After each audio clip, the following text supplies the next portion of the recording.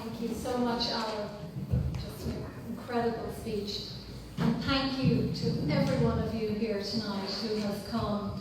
And I suppose we feel that we are maybe preaching to the converted here tonight because you've made the effort, on one of the last evenings of summer to come here. And that's a concern for us because there's an awful lot of Irish people who are asleep.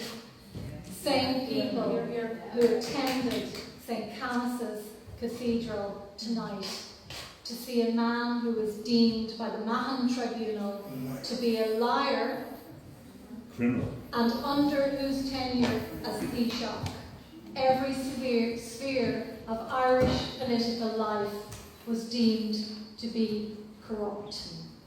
Corruption was endemic and systemic under Bertie Ahern's reign. Now, I saw no shortage of people coming out of that cathedral tonight. And another very disturbing revelation, which comes to us from Kilkenny's best reporter, who's in this room, Emer Ní Bhréanáin, who tonight revealed the fact and the reason behind this ongoing and relentless rehabilitation of our disgraced Taoiseach, former Taoiseach Bertie Ahern. And the reason behind all of this now appears to be that he tonight did not rule out running for our presidency.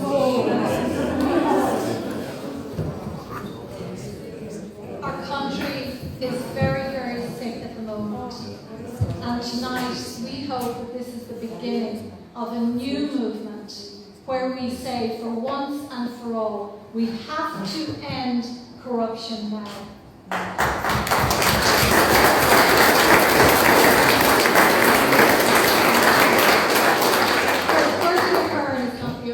Who's being dusted down and rolled out by the establishment as part of this rehabilitation. A few nights ago actually on TV3, John Bruton appeared, during which, and some of you may have seen it, I shared it and it's been widely shared on Facebook, where John Bruton actually said that our health and housing crisis is down to this so-called economic recovery. Now, this is classic, it's called gaslighting. Psychologists would call it gaslighting. And this is happening to the Irish public time and time again. It is a psychological ploy whereby you are manipulated by your abuser into thinking you are going crazy. Because we know fine well that the health and housing crisis is down to the failure by successive Fianna Fáil and Fine Gael governments to sort out our country, and in my opinion it is down to corruption and nothing else than that. What has happened, in a functioning and self-respecting democracy, these two men really would not be able to walk down the street.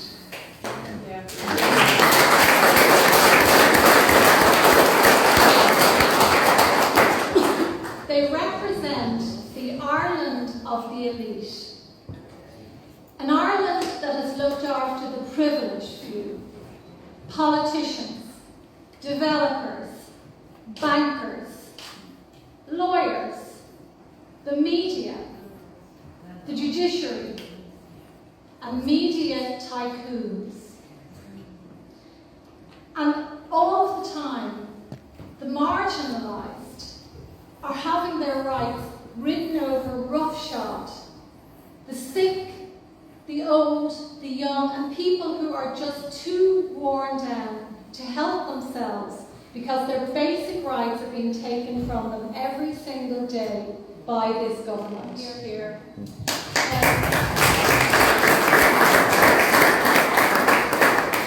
Most of my work, as some of you will know, revolves around exposing corruption, mainly within the Gardaí. People often ask me, why is it that Ireland has such a particular problem with corruption? And it is very, very simple. There's a toxic combination of ingredients involved. Ireland has a tiny population and an even smaller elite. and they went to the same schools, golfed the same greens, and basically share each other's secrets. And when those secrets threaten to embarrass them, they have the ability to cover them up.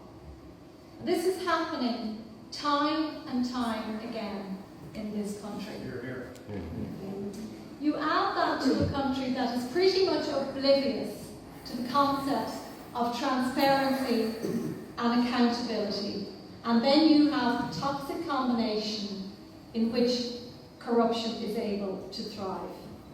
Now, we know that power corrupts, and absolute power will always corrupt absolutely. That's just the way that humans are.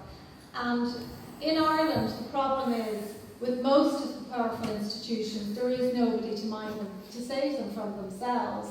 And this is the role of the media, but because our media are so neutered and incapable of taking on power, this is why, time and time again, we see there is no accountability. And powerful institutions get away with it time and time again.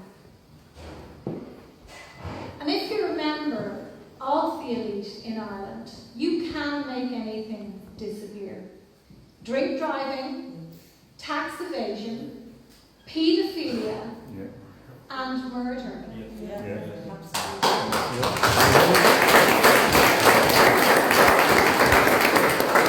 death of our longest and youngest missing person, a little child called Mary Bourne from Donegal, was covered up by one phone call by a Fianna Fáil politician to the local Garda station in Ballyshannon. And to this day, the chief suspect is still walking our streets. In 1985, a priest by the name of Father Niall Malloy was bludgeoned to death in a County Offaly mansion. Members of the judiciary, the Gardaí, the Catholic Church, the political elite came together to ensure that his murder was covered up. And to this day, the chief suspect, still a relatively young man, walks our streets. And we know also that at the other end of the country, in Cork, there is a British man currently who is being framed for the last 22 years for the murder of a French woman. I'm talking about Ian Bailey in relation to the murder of Sophie Duplantier. And the reason that this is happening, in my opinion, is that because to identify the real killer would tarnish the already damaged reputation of our Garda force. And I've recently written about this case for Village magazine, and the depths to which the Gardaí have gone to frame this British citizen, Ian Bailey, are truly terrifying. And I know that if this was happening to an Irish citizen in Britain, it would be a very different story. But for some reason in Ireland, we're able to turn a blind eye to it. A retired sports coach who is alleged to have sexually abused dozens of boys at a very privileged school in Ireland still has not faced justice. And in one Dublin courtroom, child abusers get suspended sentences with alarming frequency when they come before a certain judge who's a former Garda. Where is the outrage? You certainly will not see it in the headlines of our newspapers or on the RTE News. Now, I am a pariah within my own profession of journalism here in Ireland because I blame the media for much of the corruption that has infested Irish public life. And I now believe that the mainstream media are now as corrupt as the power they are supposed to hold to account. When I became a reporter more than 20 years ago, journalism was a vocation. Its job was to comfort the afflicted and afflict the comfortable. To speak truth to power. To defend the underdog and the marginalised in the hope that you would create a fairer and a better society for everyone. And when you challenged a politician about the scandal of the day, you kept at them until you got answers on behalf of the public. And your driving ambition as a journalist, with the backing of your editor, was when that politician refused to answer questions, that you would get a resignation so that the same scandal would not happen again. But Irish journalists today, by and large, they quiver in the face of power. They are no longer relentless in the pursuit of the truth. They don't demand it. They are lapdogs, not watchdogs. They behave more like compliant diplomats and spin doctors, tiptoeing around government ministers and senior Gardaí for fear of upsetting them. And they behave more like frightened sheep than tenacious defendants of the public interest. Some of them see themselves as celebrities, especially a cohort in RTE, doing endless interviews about their personal lives and how wonderful everything is.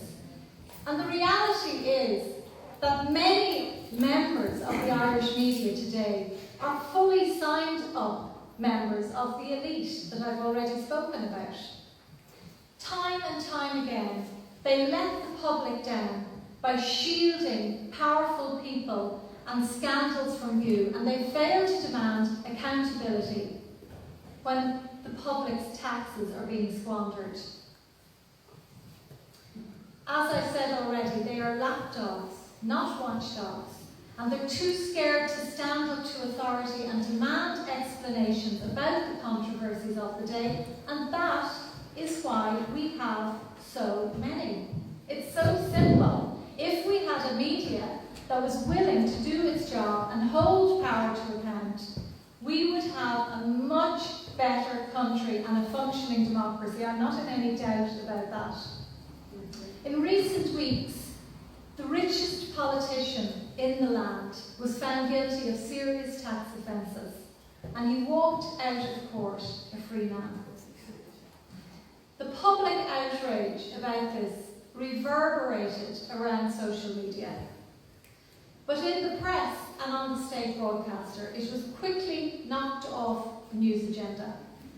And some irrelevant story about the weather or the papal visit took its place. And this is intentional. And it's so obvious when you look at the anger that is on social media and you look at the very banal coverage that is on the state broadcaster. The two are utterly opposed. And it is no wonder that the media, the mainstream media and the government are planning a clamp down on social media. It's absolutely going to happen, and when we live in a democracy that does not have freedom of speech, we do not have democracy. And this is where it is going, and people need to be very, very aware of this. And is it any wonder that RTE are feeding the public so much foreign news and Trump news and Brexit news and weather news and good news on a daily basis? This is being done to distract you from the issues that really affect your lives. And it's absolutely no wonder that the head of RTE is picked up €340,000 last year. Politicians and police say publish, and the press comply. Now, citizens are feeling the winds of recession blowing again, and the media will say anything to convince them that it's all in their minds. This is the classic gaslighting that I referred to earlier. For example, recently a story was concocted by Gardaí and the Irish Times, claiming that the latest jump in public order offences are down to the so-called economic recovery. Now we all know that the reason there is such a breakdown in public order, and I witness it every day in Dublin, and you see it in the bigger cities, and this is because people on the margins are in a state of despair. They really are. And it's filtering down now. And it is also because of the appalling policing that is going on in this country. Tonight,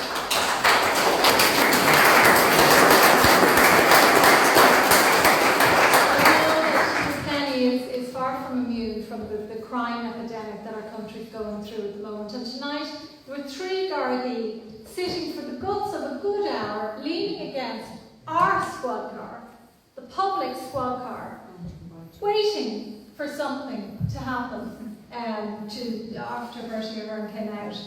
And I did challenge them on this. And, you know, I put it to them that this was the man in there. The man in there was, you know, largely responsible for the fact that certainly the 2 younger officers are going to struggle to buy homes, or maybe are struggling with huge mortgages. And, you know, it's so sad that more members of the Gardaí have not stood up and said they stand with Maurice McCabe and they stand with John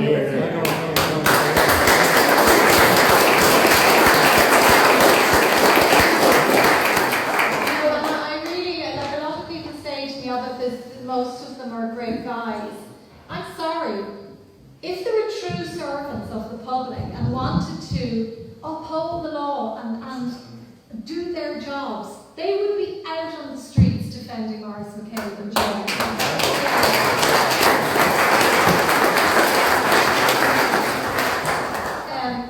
A few months ago, we learned disturbing revelations that the biggest private media group in the country, INM, had been allegedly spying on its staff and therefore all of their sources. There was a time that this may have brought journalists out onto the streets. I mean, there's no greater invasion of a journalist's privacy than the idea that their sources are being watched. But those who work for the biggest owner of private media in Ireland, Denis O'Brien, seem to have absolutely no issue with this, from what I can see. And they also have no issue with the fact that their boss has been the subject of a stream of scandals and has also threatened to silence other journalists and politicians. And in my opinion, we have reached and passed peak hypocrisy. Anyone who is earning a wage from Denis O'Brien and who calls themselves a journalist really needs to examine what exactly it is they're doing. And I know that Seamus has said we must have sympathy for these people. And I witnessed it myself when I worked for The Independent and left the company. And many of them, yes, they are economic hostages, but journalism is not like any other job. You know, it is a vocation. If you're not able to do your job and hold power to account, you have to get out of it. Don't do it, because you're letting the public down. Go into government spin doctoring or PR or whatever, but don't call yourself a journalist. And I really would be saying to all of my colleagues who work for Denis O'Brien and Today FM, News Talk and INM, and all of the other local stations around the country and other titles, they really need to ask themselves, how can they accept a salary from that man? They really, really need to start asking themselves, and can they really, really call themselves journalists? And of course, the tragedy for democracy is that once the media are bought and paid for, it is the inevitable decline of democracy. Now, outwardly, Ireland really fancies itself. It likes to portray itself as a great little country and full of crack, and we have these really cool politicians now who go around on their bikes and all the cool pop stars and all of that. And the more you think about it, Ireland really is the narcissist of Europe. It's very, very conceited on the outside and very much full of itself, and it has this insatiable need for ego stroking. And you just have to look at the stream of selfies that come out from government nearly every day. It's this non-stop, we're here, we're doing this, we're doing that, and pictures of themselves. And this is egomania. It really is. But like all narcissists, inside, Ireland is consumed with shame. And so it should be. And Ireland really deep down is a crippling inferiority complex. And it is consumed with shame because we're going to take a look now at the Ireland of today in numbers. 16% of our population are now living below the poverty line.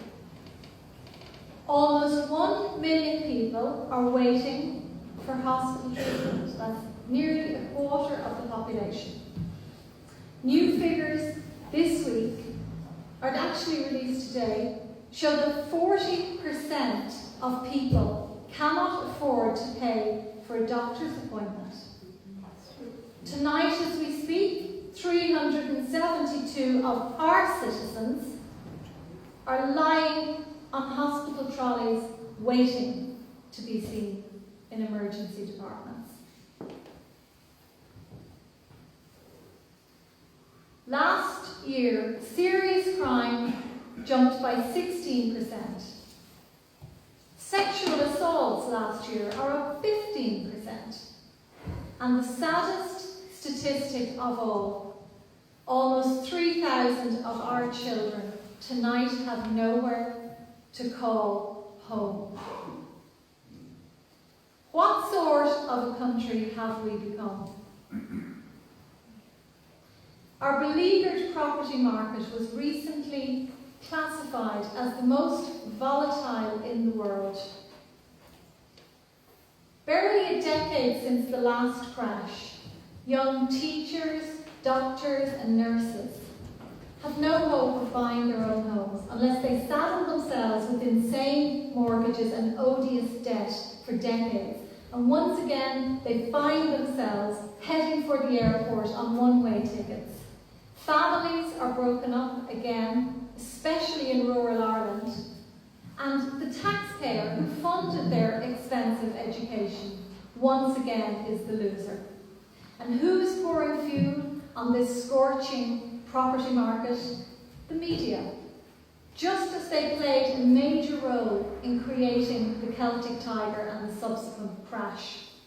They're desperate for what is left of plummeting advertising revenues, and the property supplements of Irish newspapers, the Irish Times in particular, with all of their glossy ads and hyped up headlines, are urging young people yet again to buy at insane prices, knowing that the market is pretty close to imploding again. And they did this, as I said, in the run-up to the last property crash. And you just have to look at the Irish Times. They're raving about these tiny cottages in the Liberties in Dublin that are, price tags of more than $500,000 at this stage. And young house buyers are so desperate to buy a house, they feel encouraged to grab these houses while they can.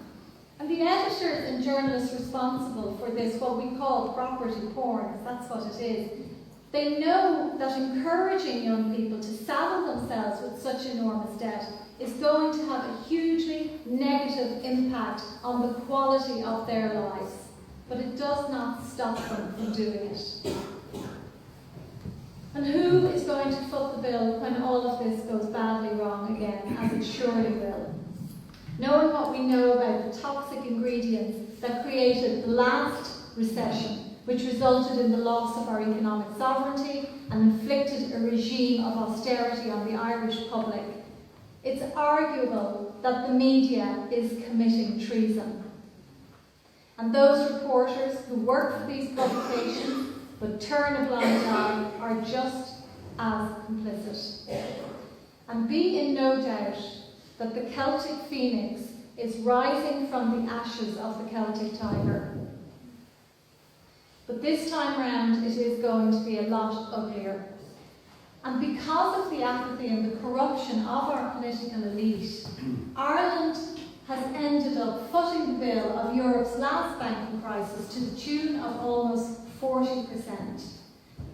We make up less than 1% of Europe's population.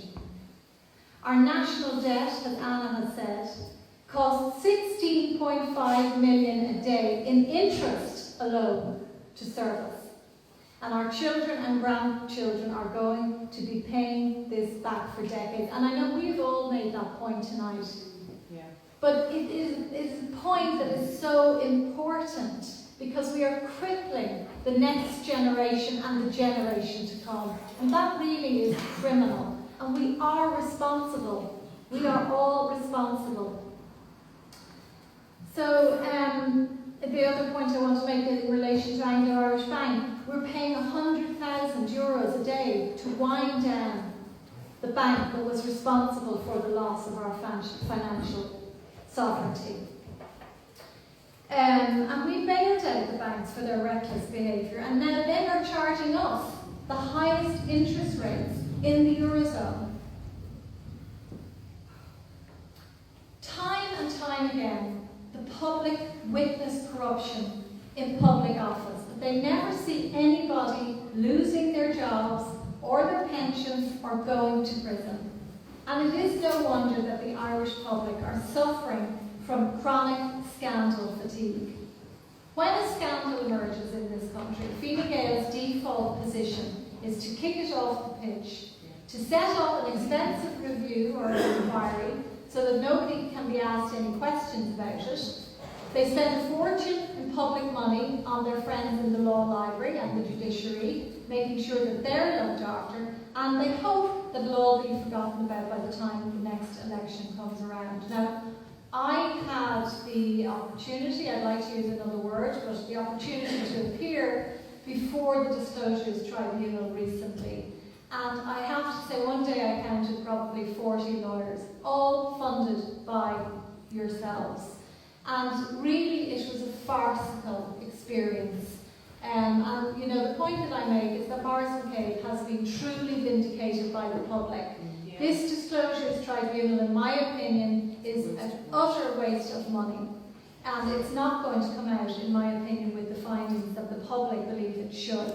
And we know that the Maurice Tribunal, all of the recommendations of the Maurice Tribunal many years ago, have been utterly, pretty much ignored by senior management in regard. So here we go again.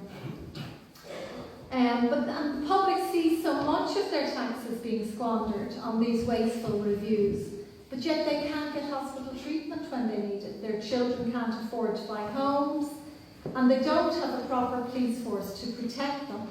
And their roads and water services are unfit for purpose. And it just goes on and on. Now, for the last 100 years, two political parties, as you are all aware, have dominated the political landscape in this country. And time again, they have left our country in ruins. But this time, probably worse than it has ever been, because never before in our lifetimes have we seen the spectre of homelessness. Why does it always have to be this way with Ireland? The answer is hard to stomach, and I've alluded to it before, but the public only have themselves to blame. Like the deluded spouse who keeps taking their abusive partner back, time and time again, the public have voted these two political parties back into power over and over. Parties who have lied to them, deceived them, cheated them, fooled them, and squandered their hard-earned taxes. The public feel helpless and humiliated. They are deeply confused after years, decades of gaslighting by corrupt politicians. They've been so badly treated by those in power that I actually believe now that they're nearly trauma bonded to their abusers. And this is a form of Stockholm syndrome, where people, they become so used to being treated badly that they don't even recognise it anymore. They're sort of anaesthetised to it. They behave like victims. And I think the Irish people have behaved like victims for too long. they've become sheeple. They follow the herd, and they vote in people time and time again who only have their own best interests at heart.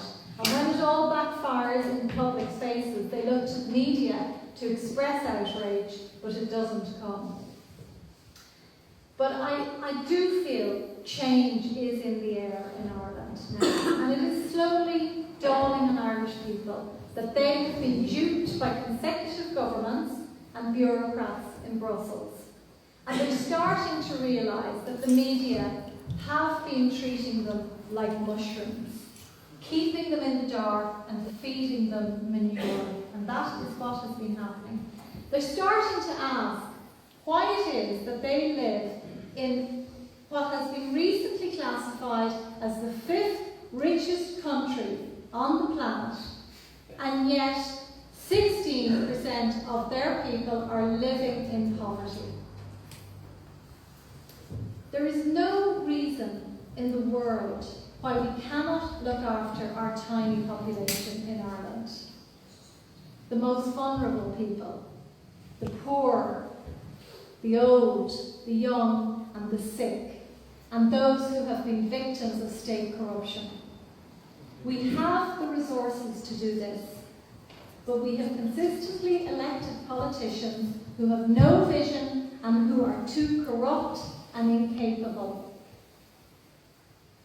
With policies that have utterly failed Ireland, those same politicians have relied on the rest of the world to save us, relying on tax-avoiding multinationals to bring in cheap jobs instead of looking inside and building sustainable industries, indigenous industries.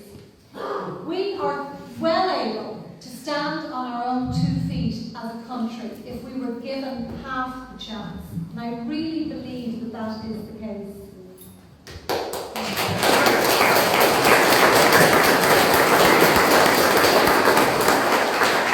The Irish have got off their knees before, and we can do so again.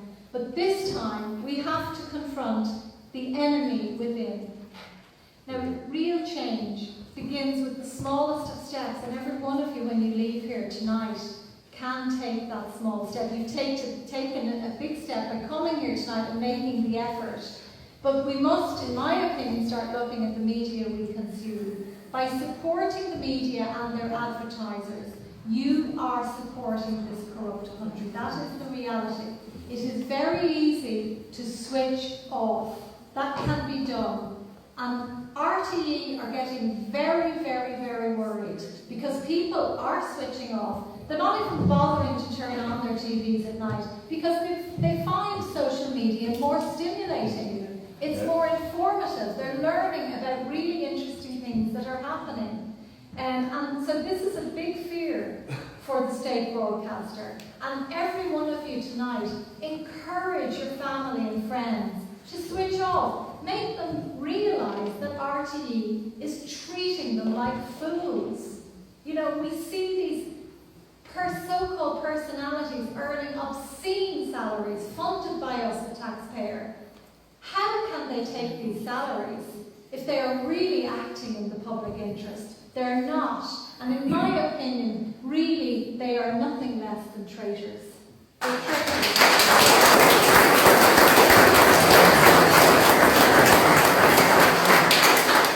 And the same applies to the Dennis O'Brien media.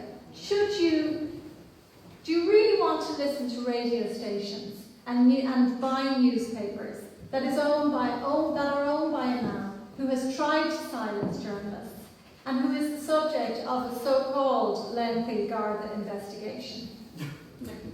If you really want to see change in Ireland, you really have to stop supporting the advertisers as well. Now, if you go into any Irish newsagent at the moment, you will see how their shelves are stocked with dumbed-down glossy magazines targeted at young women in particular, and that they're utterly sexist at the very least. But this is all part of the dumbing down process, and it is a part of the media's plan to keep the people down and keep them stupid, and it's not an accident. And I am encouraging people, I'm doing it, and I'm encouraging people to to go into their local newsagent and say they are not going, and their local Spar or wherever, they are not going to give them their custom until they start providing good public interest journalism and get rid of all this trash that is designed to dumb, in particular to dumb young women down. There's nothing more frightening to the Irish media at the moment, that they can no longer control the message. That is their biggest fear, and that's why they hate social media so much. So I'm going to finish off now, and we are probably fairly close to an election coming up. I can't really see this government staying much longer. Who knows? Fianna Fáil are unlikely to pull the plug, but I think that we are at the beginning of possibly another water charges movement.